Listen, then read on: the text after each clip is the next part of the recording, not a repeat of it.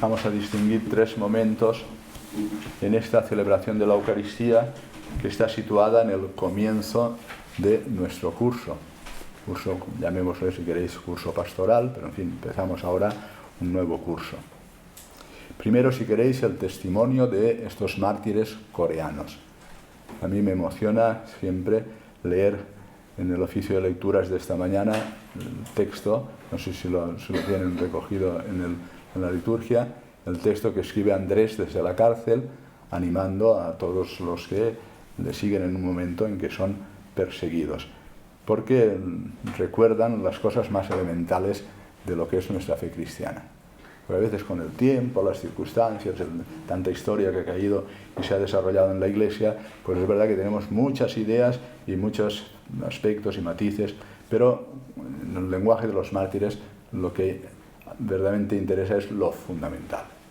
Dios que ha creado todas las cosas, Dios que nos ha enviado a su Hijo Jesucristo, que nos ha enseñado el camino de la salvación, Él que no se ha reservado nada y ha sufrido por todos nosotros y tal. Y desde esas ideas elementales que somos de Dios, que Dios ha enviado a su Hijo Jesucristo para nuestra redención y que nos han mostrado el camino de la salvación, desde ahí tienen la fuerza suficiente para resistir en el momento de la persecución y para animar al resto a continuar las huellas de Jesucristo, porque ese es el fundamento de nuestra fe, haber conocido el amor de Dios. Y esto, lo de la Iglesia coreana es muy particular porque hemos escuchado en esa munición de entrada que fueron los laicos quienes introducieron la fe en Corea y desde allí después ya los misioneros fueron pues educándola, formándola y hoy, gracias a Dios, la Iglesia en Corea del Sur es una iglesia, diríamos, pujante. Después sufrirá todas las crisis que sufrimos todos en todos los momentos, pero hasta estos momentos ha sido una iglesia pujante. Por tanto, la primera afirmación: es bueno comenzar el curso viendo a aquellos testigos valientes que dieron su vida por el Evangelio y que estaban contentos de poder sufrir la misma persecución que en su momento sufrió Jesucristo. Ellos nos estimulan y ellos nos invitan a seguir las huellas mismas de Jesucristo.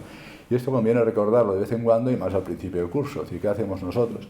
Pues seguir las enseñanzas de Jesucristo, seguir sus huellas, continuar en estos momentos anunciando con ellos, también con el testimonio de nuestra vida, lo que significa la fe para nuestra salvación. Segundo punto. Estamos leyendo estos días la carta de San Pablo a Timoteo, es lo que llamamos las cartas apostólicas, en las que se ve ya el comienzo de la Iglesia y cómo él va instituyendo presbíteros, incluso obispos, para que comience la Iglesia. La Iglesia, pues, poquito a poquito, y gracias al gran esfuerzo que hizo todos los apóstoles, pero fundamentalmente San Pablo, se va constituyendo. Estos días hemos escuchado, mantén el mandamiento desde el principio, todo lo que te he enseñado. Ayer veíamos todas las recomendaciones para el obispo, para los diáconos, para las mujeres, y va diciendo todo lo que tiene que mantenerse en lo que él le ha enseñado. Y hoy, que parece que un texto así un poquito abstracto y que es cortito, parece que sea insignificante, es importantísimo. Vamos a ver si lo podemos explicar, ¿no? Aunque espero estar pronto contigo, te escribo estas cosas, todas las que han dicho anteriormente, que hemos recordado a lo largo de estos días, por si tardo, para que sepas cómo conviene conducirse en la casa de Dios, en la Iglesia. Es importante que ya desde el inicio a la Iglesia se le llame la casa de Dios. Pero añade que es la Iglesia del Dios vivo. No es como la casa de los ídolos, que tienen boca y no hablan, que tienen ojos y no ven, como dice el Salmo, ¿no? Es decir, es la casa del Dios viviente, la casa del Dios vivo. Esa es la Iglesia, que la ha preparado el Señor como casa nuestra, para poder vivir de la fe misma en Dios, ¿no? Cómo tienes que comportarte, te dice, cómo tienes que conducirte en, ¿qué es la Iglesia? La Iglesia es la casa de Dios, donde nos congrega el Señor para que aquellos que bautizados, introducidos en Cristo, formamos su familia. Pero es la casa, Iglesia del Dios vivo. Por tanto, no es una casa donde nos reunimos para festejarnos a nosotros mismos o para discutir nuestras ideas o para mostrar adelante las acciones. No, es donde el Señor quiere habitar para acompañarnos en su misericordia. Y esta misma Iglesia, casa de Dios, es columna y fundamento de la verdad. O sea, columna que sostiene, la palabra columna es muy utilizada tanto en el Concilio Vaticano I como también en el Concilio Vaticano II. La Iglesia como columna que sostiene la verdad. Fundamentalmente lo referimos siempre a los apóstoles.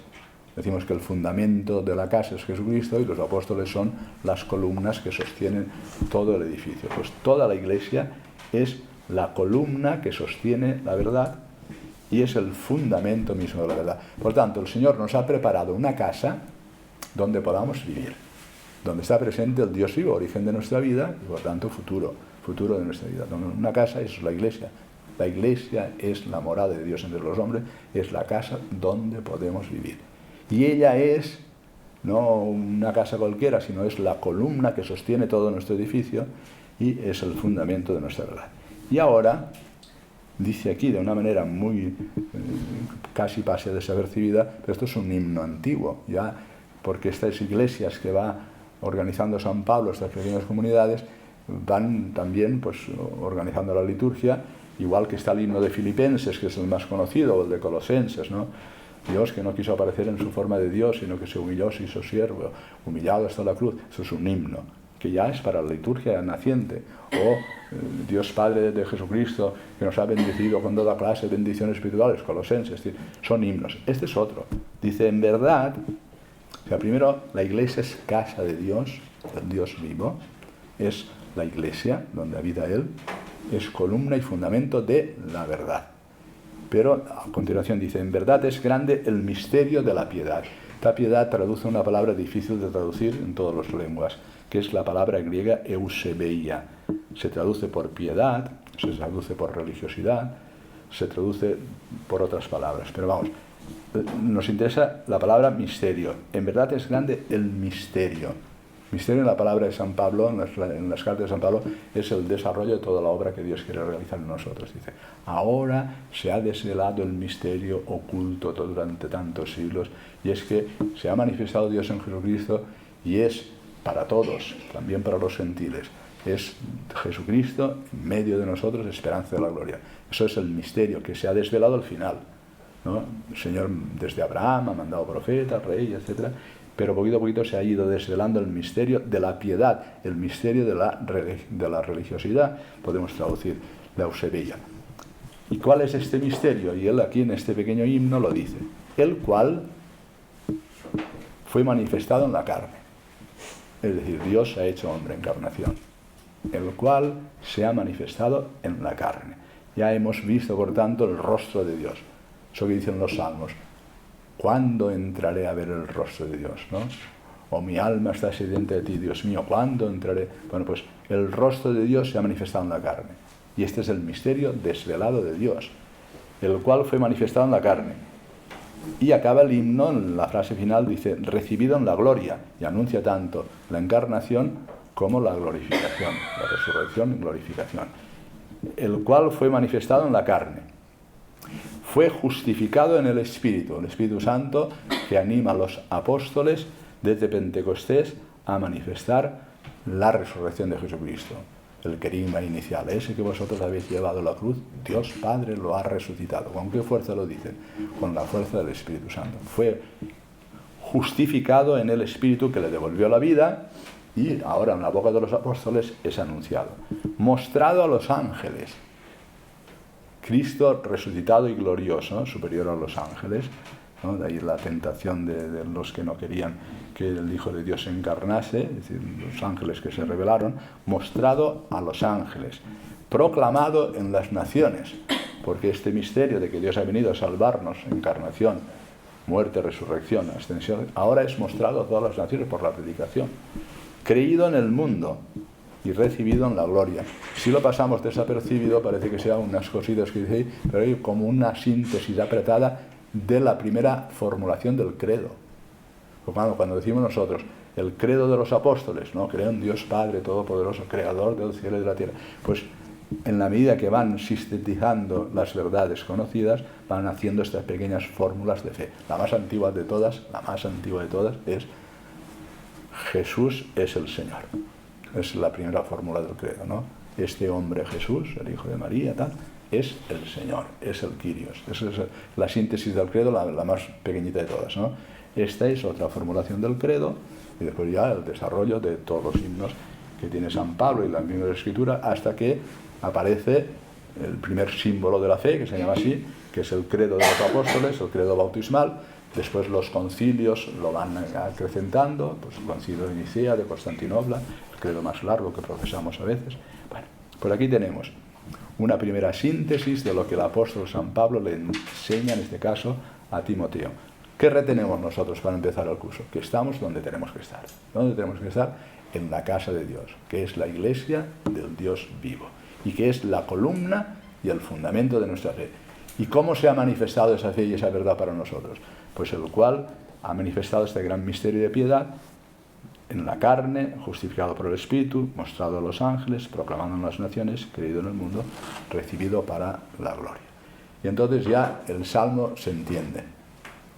La respuesta que hemos dado a esta pequeña lectura, que es el final de la carta de San Pablo a Timoteo, pues dice, grandes son las obras del Señor. Todo lo que ha anunciado esta síntesis del credo pequeñita, pues nos hace proclamar, grandes son las obras del Señor, que van referidas, en este caso, a la obra de la redención.